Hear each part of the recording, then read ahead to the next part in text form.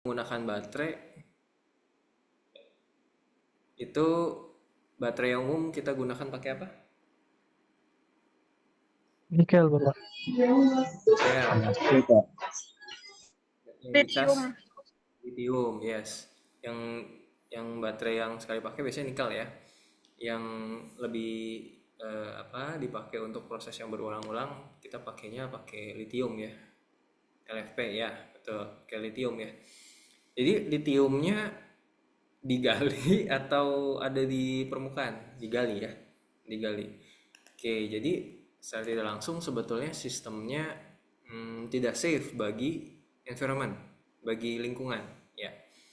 Jadi kita ingin menggunakan satu sistem proses yang hampir serupa, sebetulnya sama-sama menggali, tapi yang satu digali menghasilkan fosil ya, bahan bakar fosil.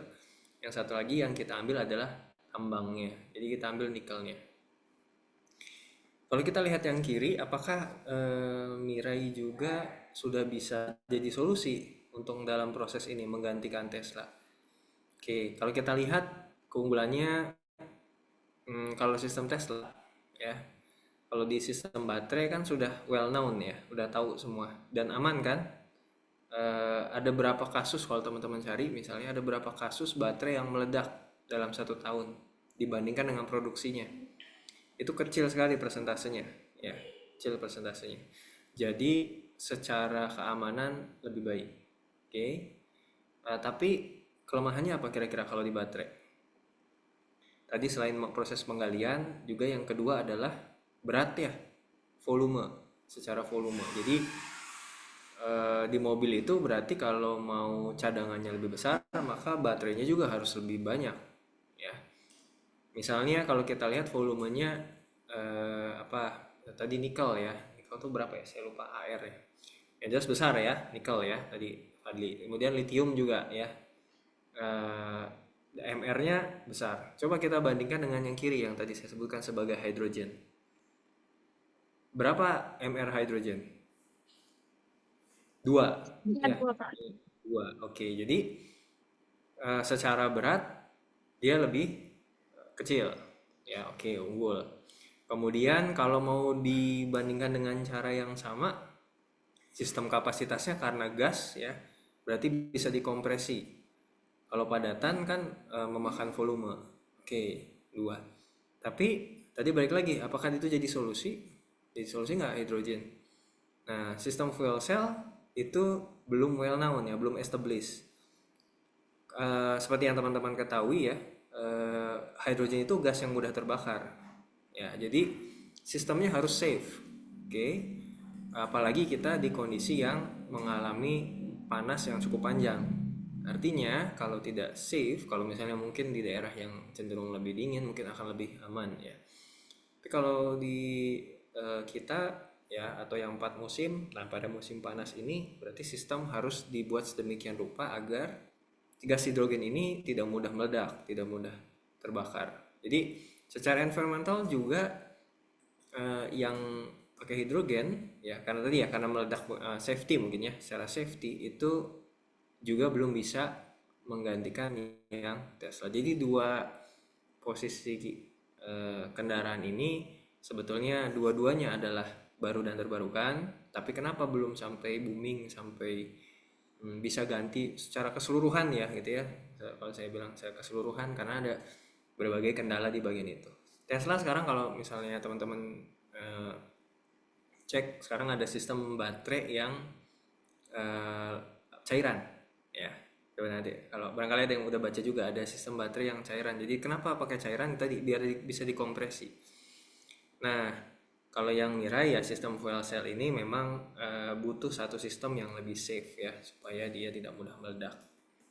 Oke, jadi dua mobil ini saya mengawali sebagai cerita bahwa energi baru dan terbarukan ini sudah mulai dilirik, sudah mulai dicoba untuk menggantikan, dan kalau lihat secara kapasitas Tesla ya, kelihatannya Tesla udah lebih banyak dijual dibandingkan dengan yang Mirai. Oke, ya, jadi kita ini. Nah, sekarang tadi sudah kita bahas ya, terus kita juga bahas mana yang lebih more atau less renewable ya. Itu yang menarik di antara ini adalah apakah mereka juga menghasilkan polusi. Kalau lihat yang baterai, teman-teman pakai BIM ya mungkin ya, di mana di kampus. Eh, ada knalpotnya nggak? Ada ininya nggak? Nggak ada, Pak. Nggak ada knalpotnya ya. Oke, nggak ada knalpotnya ya. Jadi yang sistem baterai, saya nggak tahu ya di Tesla. Saya sendiri belum pernah lihat secara langsung ya. Ada knalpotnya nggak sama seperti ini. Tapi saya menggantikannya dengan BIM aja yang kita sering amati ya sehari-hari dibandingkan dengan motor biasa. Oke, jadi secara sistem mungkin kalau kita lihatnya di BIM, oke, nggak, dia tidak menghasilkan gas polusi.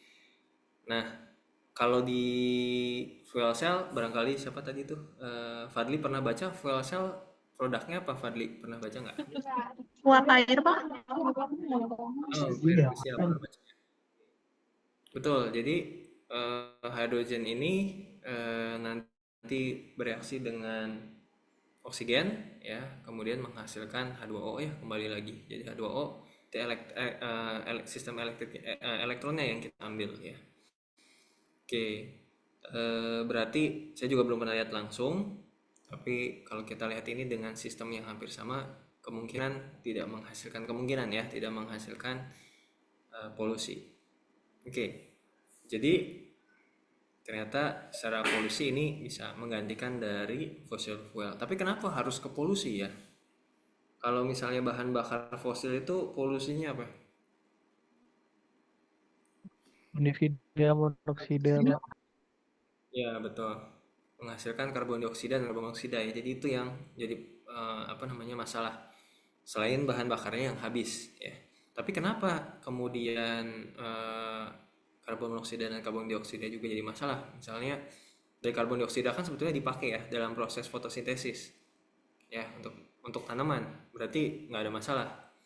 Tapi ternyata Yang gimana Sob? Enggak, Fajri. Kalau menurut saya kenapa bermasalah karena CO2 yang di bumi itu berlebih gitu, Pak. Kan kalau dari fosil kan dari bawah tanah, dari permukaan bumi yang paling dalam.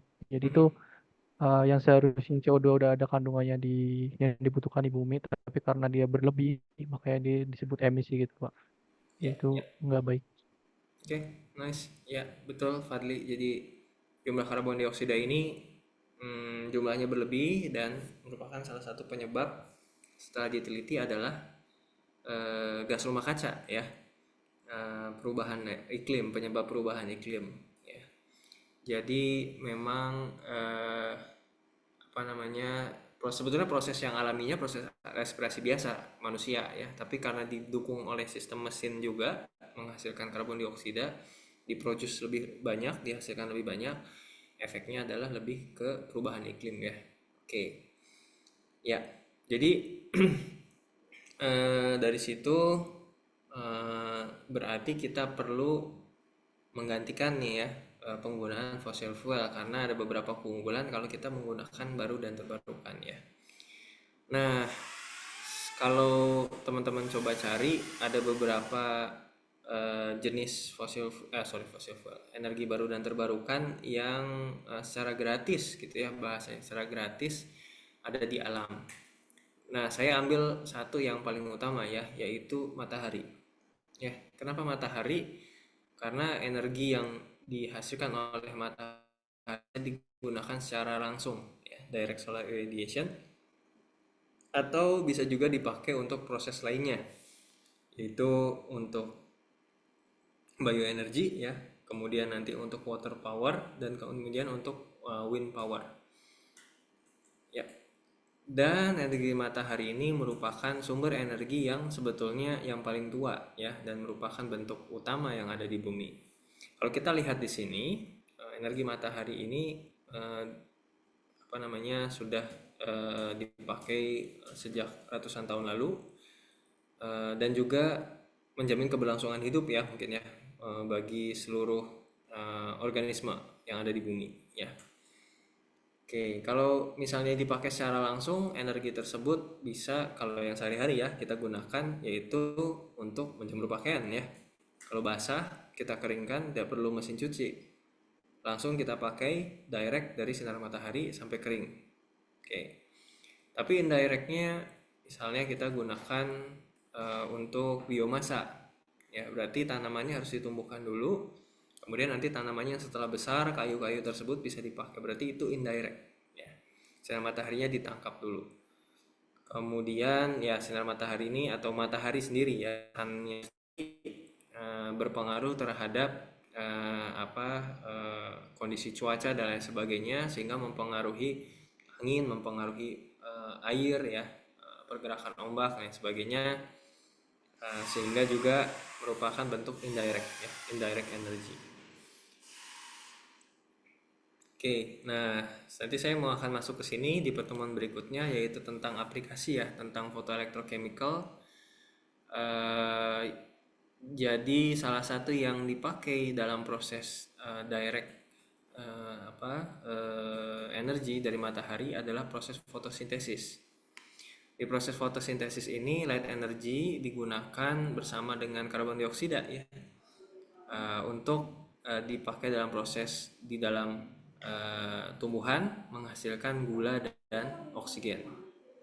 Oke, oh ya, jangan lupa juga ada air ya, H2O, CO2 dan light energy, kemudian menghasilkan sugars ya dan oksigen.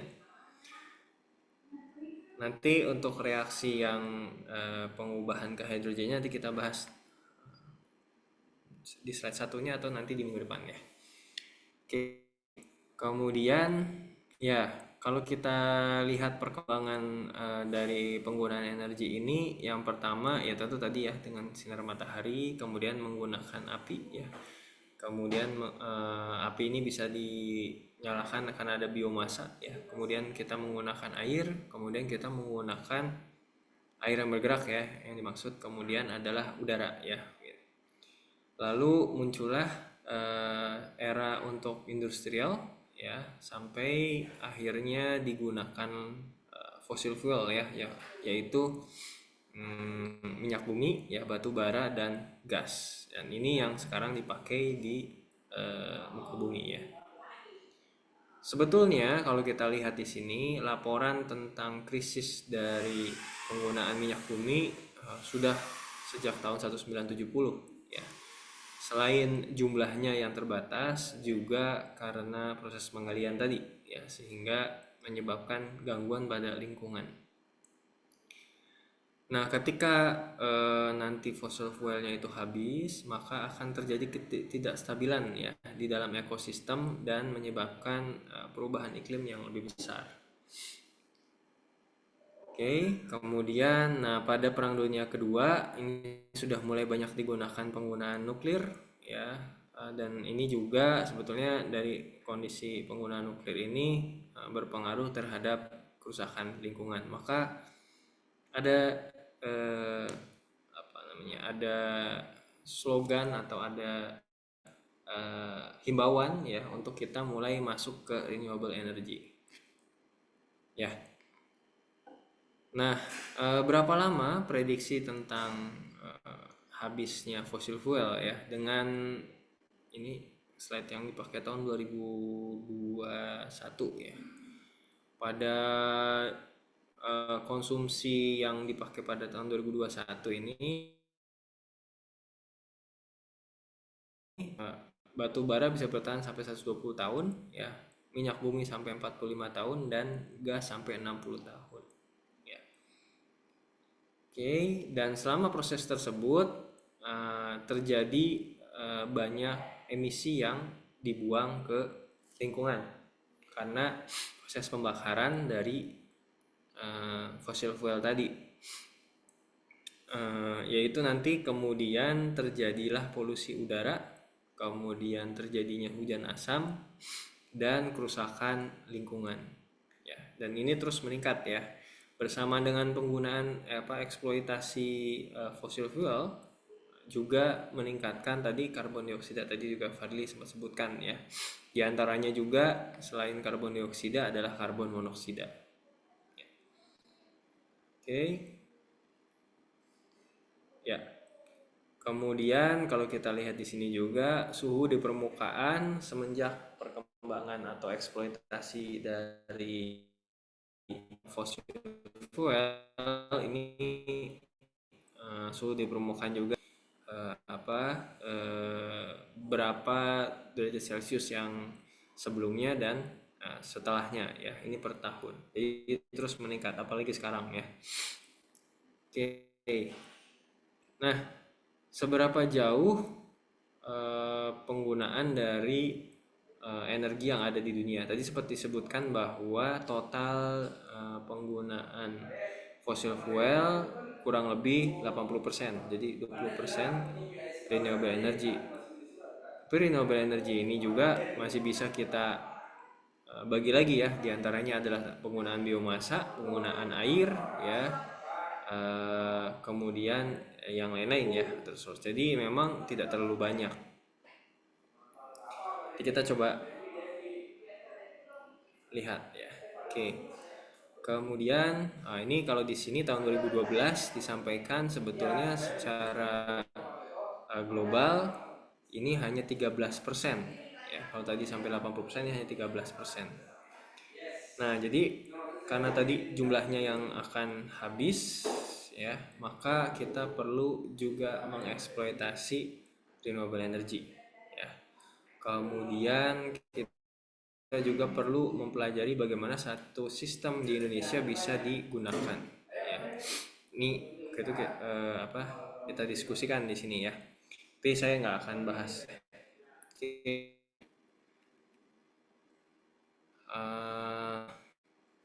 Ya, supaya kita bisa melihat ini, maka kita perlu mengerti dulu apa yang dimaksud dengan renewable energy ya. Jadi renewable energy adalah energi yang jika terus digunakan maka jumlahnya tidak akan habis, dalam tanda kutip ya. Habis ini artinya berkurang sampai sampai benar-benar tidak ada ya. Tadi contohnya matahari ya. Tapi kalau kita lihat sebetulnya jumlahnya misalnya ketika di musim dingin sinar matahari kan lebih sedikit ya. Kalau di daerah 4 musim sinar mataharinya lebih sedikit menyinari, tapi di musim panas lebih tinggi ya. Jadi memang itu bukan satu bagian dari pengertian renewable energy. Kalau renewable energy itu berarti kondisinya tidak akan berkurang gitu ya. Kemudian jika memungkinkan, seperti saya katakan jika memungkinkan ya ini tidak akan menghasilkan emisi yang berpengaruh terhadap lingkungan ya. Kenapa saya katakan tidak memungkinkan? Tadi ketika proses penggalian baterai sebetulnya menghasilkan polutan emission juga, tetapi bukan dalam prosesnya, proses pemanfaatannya, tapi di proses penggaliannya. Jadi makanya di dalam reaksinya barangkali kita bisa katakan kalau reaksinya adalah renewable energy, tapi dalam prosesnya mungkin belum sampai ke arah sana. Kemudian juga ini tidak sampai menyebabkan efek terhadap kesehatan ya, dan juga munculnya ketidakseimbangan secara sosial ya. Oke. Nah, kemudian energi yang dihasilkan ini ada pengertian lain ya. Energi yang dihasilkan dari satu sumber yang terus-menerus dan repetitif diulang-ulang ya, maka disebut sebagai renewable energy. Kemudian atau yang lain bahwa energi yang disebut dengan renewable energy adalah energi yang dihasilkan dan dihasilkan dan dihabiskan atau digunakan itu akan kondisinya sama ya dengan dua proses tersebut. Jadi ketika dihasilkan jumlahnya A, maka ketika berkurang juga jumlahnya. Jadi jumlahnya, rate-nya akan tetap sama. Oke. Nah, ini tadi ya saya menggambarkan bahwa bagaimana sebetulnya sinar matahari menjadikan sentral di dalam kehidupan kita. Energi. Tapi kemudian dari sinar matahari tidak harus dari sinar matahari, tapi bisa jadi dari proses indirect di dalam sinar matahari tersebut ketika mengalami proses fotosintesis atau proses-proses yang lainnya. Ya, saya nanti akan bahas tentang terutama di photoelectrochemical, ya. Tapi nanti kemudian akan masuk dulu ke satu bagian penjelasan tentang pengantarnya lagi ya, pengantarnya sebelum nanti kita bahas penggunaan untuk electrochemical. Ini beberapa penggunaan dari renewable energy. Ya, nah renewable energy ini juga termasuk dalam energi konservasi ya. Jadi konservasi energi ini yang pertama adalah terhubung dengan aturan pertama termodinamika bahwa energi itu adalah bisa ditransferkan ke dalam bentuk yang lain, tetapi jumlah dari energi tersebut tidak bisa ditambah ataupun dikurangi. Kemudian, nah ini jika satu energi listrik ya yang dihasilkan dari satu power station itu lebih sedikit daripada energi yang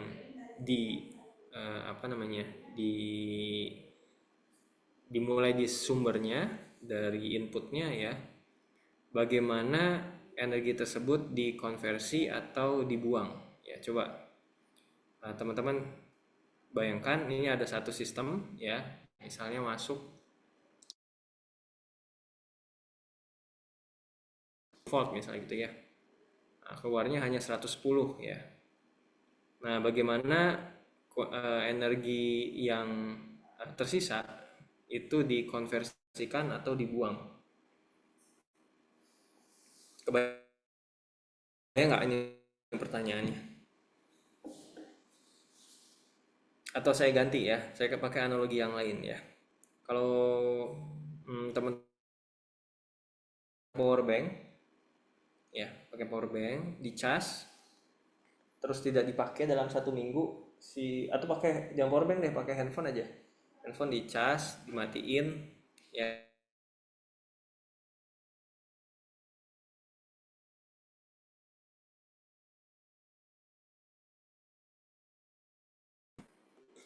Ada yang pernah nyoba nggak? Kurang Bang. Berkurang. Nggak mungkin energinya itu hilang. Ada yang punya idea? Jadi baterai tadi atau power bank dicas, dibiarin gitu ya. Nggak dinyalain, jangan dinyalain ya. Kondisinya jangan nyalain. Kalau dinyalain iya udah jelas ya, itu berarti digunakan, use. Ini kan nggak dipakai nih. Nanti harusnya dia tersimpan di sistem. Tapi kemudian berkurang ya tadi Fadli ya. Atau yang lain pernah nyobain nggak? Atau nanti cobain dicas, dibiarin, jangan dinyalain gitu ya. Setelah berapa lama, nggak mungkin ya kalau handphone pasti kita ketergantungan sama handphone. Power bank gitu ya, coba biarin aja lama nggak dipakai, berkurang. Yang pertanyaannya adalah bagaimana energi tersebut dikonversikan atau dibuang. Ada yang punya tahu atau ada yang punya idea? Saya mencoba menjawab ya Pak ya. Ya. Oke, kalau berdasarkan hukum termodinamika 1 sama hukum kekalan massa kan, kekalan energi, itu kan dijelaskan kalau energi itu tuh nggak bisa dibentuk atau dimusnahkan, tapi dia hanya bisa berubah wujud gitu. Nah, mungkin dari pertanyaannya itu, jadi kalau menurut saya, jadi dari power bank atau daya listriknya itu nggak efisien gitu, yang seharusnya dia bisa menyimpan listrik dalam kurun waktu tertentu, tapi dia nggak bisa. Nah, mungkin menurut saya itu ada beberapa listrik yang dia tuh terkonversi gitu, terkonversi. Misal yang tadinya 100%, terus kita udah tungguin selama 1 minggu 10%, itu kan 10%-nya dia terkonversi. Kalau menurut saya terkonversinya bisa menjadi energi panas atau menjadi bentuk energi lainnya gitu Pak. Jadi dia terkonversi ke lingkungan gitu. Nice, Fadli. Yang lain? Terima kasih Fadli. Yang lain barangkali ada yang punya pendapat yang beda. Kalau sama mah nggak usah ya. Kalau sama oke gitu ya. sama dengan Fadli. Kalau barangkali ada yang lain yang berbeda? Nggak ada ya? Galuh, mangga, Walaupun tadi silakan. singkat, kalau yang dari yang saya tahu ada yang namanya self discharge. Nah itu tuh kemampuan baterai untuk kehilangan energinya. Kenapa? Karena ada reaksi kimia internal di dalamnya, Pak. Oke, suaranya agak kecil tadi ya, tapi saya terdengar Galuh ya. Oke, Vin, mangga. Ya nggak apa-apa Galuh, terdengar tadi. Mangga, Kevin. Kevin mau menyampaikan? Silakan.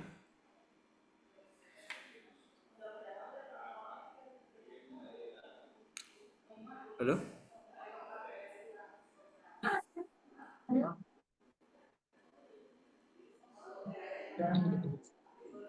Suara saya kedengaran tidak, Pak?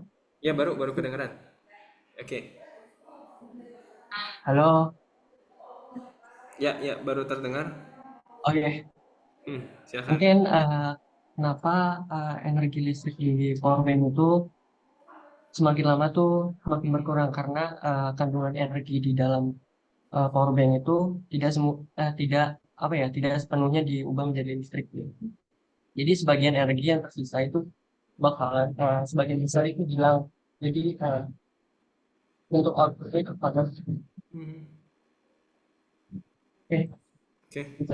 Makanya power bank semakin lama yang nggak digunakan itu bakalan baterai yang di dalam power bank itu semakin hilang karena dia terkonversi menjadi panas. Oke. Ya. Oke, terima kasih Kevin. Tadi ada Fadli ya dan juga ada Galuh. Oke, terima kasih. Jadi berarti ya teman-teman semuanya menyimak apa yang disampaikan oleh dosen-dosen sebelumnya ya, Pak Hussein ya, kemudian Pak Arif, mungkin Bu Nova ya. Ya betul, di sistem termodinamika ini ada satu bagian yang menjelaskan tentang heat ya, atau panas ya, betul. Jadi panas itu adalah satu bagian dari transfer energi juga, converted energy juga. Memang kalau dilihat sebetulnya tadi saya agak kurang sepakat kalau misalnya di sistem itu tidak efisien dalam arti tidak semuanya dikonversi jadi listrik, karena energi listrik itu disimpan, tapi kita tidak bisa menahan panas karena ada aturan di termodinamika yang lain bahwa energi itu bisa ditransferkan tapi dalam bentuk yang lain ya. Bentuk yang lain ini yang paling mudah adalah heat. Kenapa panas lebih mudah? Nah, karena memang aturan alamiahnya ya secara termodinamika juga panas ini lebih mudah ditransferkan kepada kondisi yang lebih low ya. Nah, di sistem baterai ini penahan panasnya ya, kalau misalnya tadi disebutkan adalah efisiennya yaitu di listriknya ketika di sistem, bukan, tapi mungkin kalau tidak efisiennya dalam menahan panas keluar, saya setuju. Jadi memang sistem baterai itu yang mahal itu adalah yang bisa menahan panas untuk sesuatu yang tidak bersentuhan dengan benda lain gitu ya, artinya mengambang lah begitu ya. Jadi kita misalnya dengan dinding, dengan meja ya, dengan lemari, maka di situ ada transfer panas yang keluar. Nah, efisiensi transfer inilah yang kemudian mungkin tidak baik ya kalau misalnya tadi sistemnya atau baterainya lah, saya bilang gitu ya, baterainya atau powerbanknya itu tidak diisolasi kondisinya. Jadi tadi jawabannya Kevin, jawabannya Galuh, dan jawabannya Fadli ya, sebetulnya sama semuanya, bahwa secara aturan termodinamika semuanya juga sudah memahami ada tentang panas ya. Tentang panas ini yang bisa merubah, mengkonversi jadi energi yang sudah disimpan untuk ditransferkan ke lingkungan ya, ditransferkannya ke lingkungan ya, jadi tidak melewati proses listrik. Oke, jadi terima kasih ya Kevin, Fadli, dan Galuh. Oke, kita lanjutkan ya. Tadi juga sudah disinggung oleh Galuh, oleh Fadli juga, oleh Kevin juga, saya rasa semuanya menyinggung bahwa ada kata efisiensi. Ya. Efisiensi ini mengacu pada energi konversi, ya, mengacu pada energi konversi, terutama dari sumbernya kepada proses berikutnya. Ya. Kalau kita hubungkan dengan energi terbarukan, maka bagaimana misalnya sinar matahari itu kan bentuknya panas, ya. Beda ini kebalikannya tadi ya. Tadi elektrik, nanti konversinya jadi panas. Kalau dari sinar matahari berarti panas. Panas dikonversi jadi elektrik. Nah, berarti ada tingkat efisiensinya. Maka di sini ada hubungannya begitu ya bahasanya. Nanti ada presentasi dari efisiensi adalah jumlah dari energi yang dihasilkan dibagi dengan energi yang diberikan dikalikan dengan 100%. Ini ada beberapa tipikal gitu ya untuk nilai efisiensinya, misalnya 90% pada water turbine ya. Kemudian 10-20% pada mesin pembakaran. Nah, ini second law dari termodinamika adalah beberapa energi itu akan selalu keluar di dalam kelingkungan yang ada di luarnya ya. Tentu tadi saya sampaikan bahwa bagaimana energi ini bisa hilang ya, karena kalau di lingkungannya kondisinya lebih rendah ya, maka energi itu akan ditransferkan karena memang akan selalu mencapai keseimbangan. Oke. Nilai efisiensi ini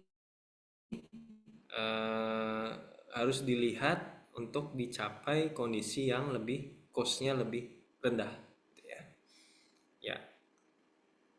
Oke, di sini ada istilah untuk capacity factor, itu jumlah aktual dari satu proses yang dikeluarkan ya dibagi dengan waktu ya.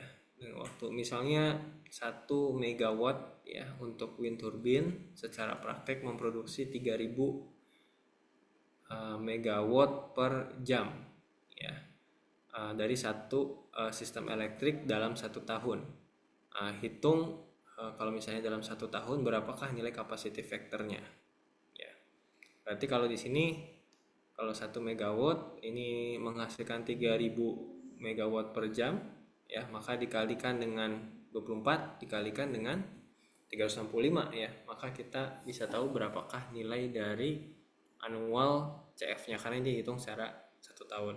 Nah, periode untuk capacity factor ini bisa juga dihitung dalam jangka waktu mingguan atau dalam jangka waktu bulanan, dan ada juga sebutan lainnya ya, yaitu plant factor atau load factor.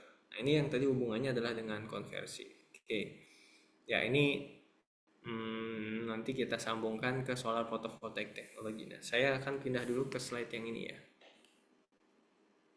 Oke, saya ke sini ya. Ya. Langsung masuk ke sini ya. Oke. Jadi sebetulnya ada 2 istilah yang teman-teman bisa cek, dan ini kalau misalnya kita coba lihat mirip sekali ya. Ada sustain, ada renew. Kan kuliahnya baru terbarukan ya. Dua-duanya. Nah, ini kan sustain, ini renew ya. Nah, kalau di dalam bahasa Indonesianya itu renewable ya. Renewable tuh baru, sustain tuh terbarukan ya, makanya baru terbarukan. Nah, saya kasih contoh ya. Ini kalau teman-teman coba cari apa yang disebut dengan sustainable energy, ini contohnya ya. Ini terbarukan. Oke, yang pertama adalah photovoltaic ya. Oke, kemudian yang berikutnya ada wind power. Kemudian ada ini dam ya. Ini tuh dam, ini mau menggunakan air, sistem air ya. Kemudian penggunaan kereta menggunakan magnet ya, tidak menggunakan bahan bakar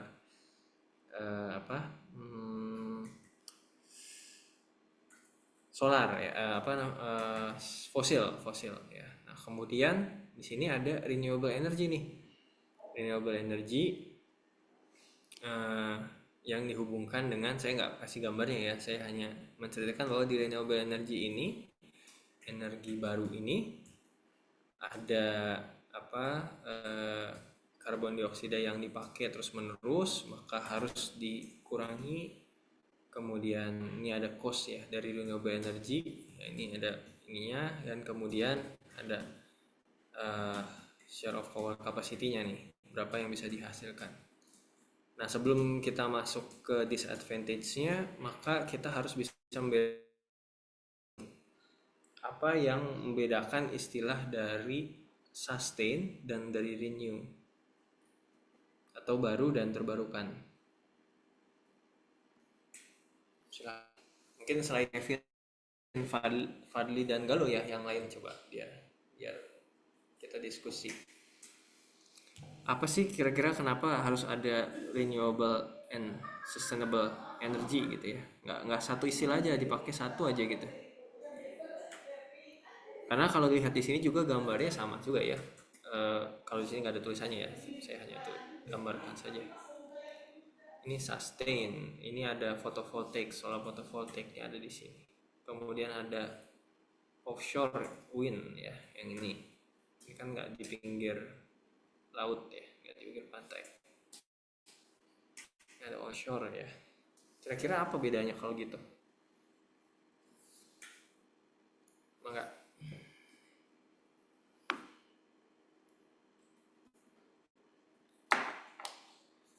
Enggak adil ya. Enggak adil. Silakan. Mungkin menurut saya Pak, kalau renewable energy itu sumber energi yang ini Pak, yang dapat diperbarui secara alami dan tidak habis selama periode waktu yang wajar gitu, ataupun waktu yang tertentu. Kalau sementara untuk sustainable energy, konsepnya itu cangkupannya lebih luas dan tidak hanya sekedar terbarukan saja gitu. Dan ini berkelanjutan mencakup penggunaan energi yang berkaitan dengan atau kebutuhan saat ini gitu Pak. Yang mungkin faktornya dapat dilihat dari sisi lingkungan ekonomi, sosial, dan lain-lainnya gitu Pak. Ya, kasih Adil. Bagus. Satu lagi ya. Silakan. Yang lain?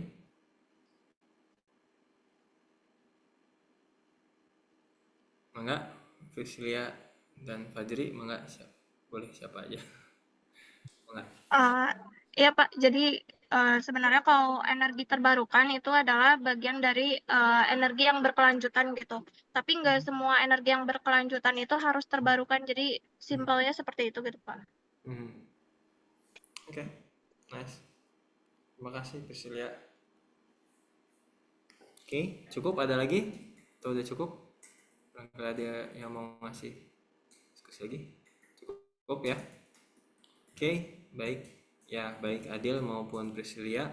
Ya, betul ya bahwa renewable energy ini adalah yang tadi sebenarnya sudah kita singgung ya di slide yang sebelumnya, yang hubungannya yaitu dengan yang ada di alam nih, yang ada 5 tadi, matahari ya, biomasa, angin, air, yaitu yang kita sebut sebagai renewable energy ya. Oke, sekarang yang mungkin sebutannya harusnya bukan baru terbarukan ya, tapi dan berkelanjutan, energi baru dan berkelanjutan supaya bisa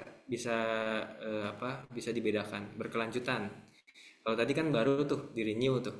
Oke, sustain tuh berkelanjutan. Jadi yang renew itu yang tadi, yang 5 tadi. Nah, sekarang yang sustainnya yang ini. Makanya saya kasih contohnya gambar ini. Ini betul, saya setuju tadi disampaikan oleh Adil. Tapi kalau teman-teman baca dari berbagai buku, saya coba telah dari berbagai istilah berbagai arti gitu ya. Ada yang menyebutkannya sama, ada yang menyebutkannya beda. Jadi mungkin ini pendapatnya nanti teman-teman bisa sambil cari juga. Tapi kalau yang saya sarikan adalah untuk membedakannya. Tadi renew itu adalah sumbernya, yang sustain ini metodenya. Nah, metode gimana bisa dipakai? Karena hari itu jemur baju gitu ya, bisa. Tapi kalau kemudian dia jadi listrik, berarti ada sistem lagi, itu solar photovoltaic tadi, angin ingin apa proses yang lain ya, yang menggunakan angin gitu ya. Tapi untuk dia jadi listrik harus diproses lagi. Nah itu harus kita buat dalam bentuk yang sustain ya, yang sustain yang terus-terusan. Nah ini yang terus-terusannya gitu. Jadi kalau saya sih membedakannya seperti itu. Tapi teman-teman nanti kalau mau coba cek lagi boleh ya. Tapi antara Priscilia dan Adil tadi jawabannya sebenarnya sama-sama ya, mirip ya, dan saya kira itu sepakat juga dengan apa yang istilah yang saya sampaikan ke teman-teman ya pengertiannya. Oke, jadi sustainable energy ini, kalau renewable energy udah ada renewable energy udah ada, gimana kita gunakan itu sebagai sistem yang sustain. Ya. Di sini cost of renewable energy-nya maksudnya yang dipakai untuk dalam prosesnya ini, kayak tadi saya nggak sebut di gambar ini ya. Jadi di gambar ini ceritanya adalah di kotak yang kanan atas, ini sistem untuk digunakan sebagai renewable energy, itu cost-nya berapa yang harus dirubah. Nih ya, ini adalah cost yang dipakainya. Kemudian berapa kapasitas yang terus naik adalah solar ya. Hydropower juga oke, tapi nggak terlalu ini, tapi solar power terus naik ya. Ya tentu karena solar itu kan sumber ini ya sentralnya. Tapi yang menarik yang saya ingin juga diskusikan di sini, nggak mungkin ya, saya sih belum pernah lihat ada yang perfect, pasti ada disadvantage-nya. Disadvantage dari metode ini tuh apa ya? Disadvantage dari renewable energy itu apa? Sustainable and renewable energy itu apa disadvantage-nya? Sejauh ini mungkin ya bahasanya, sejauh ini apa sih kekurangan dari metode ini?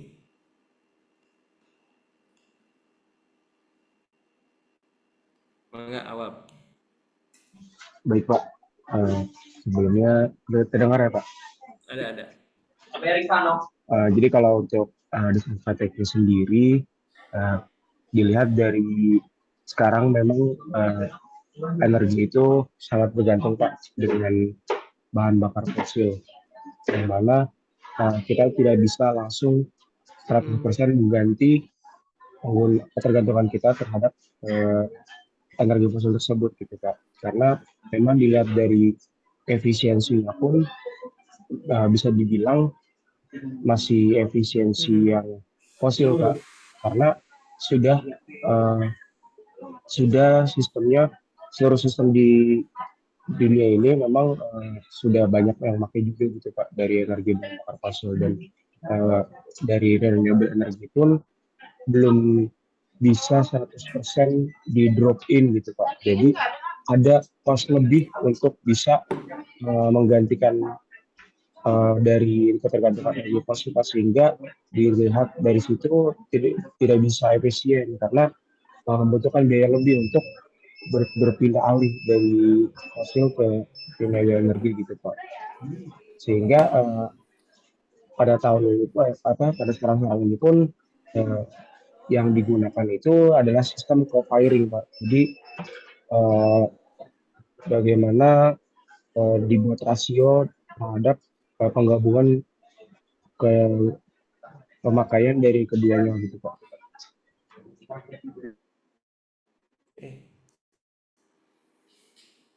Ya.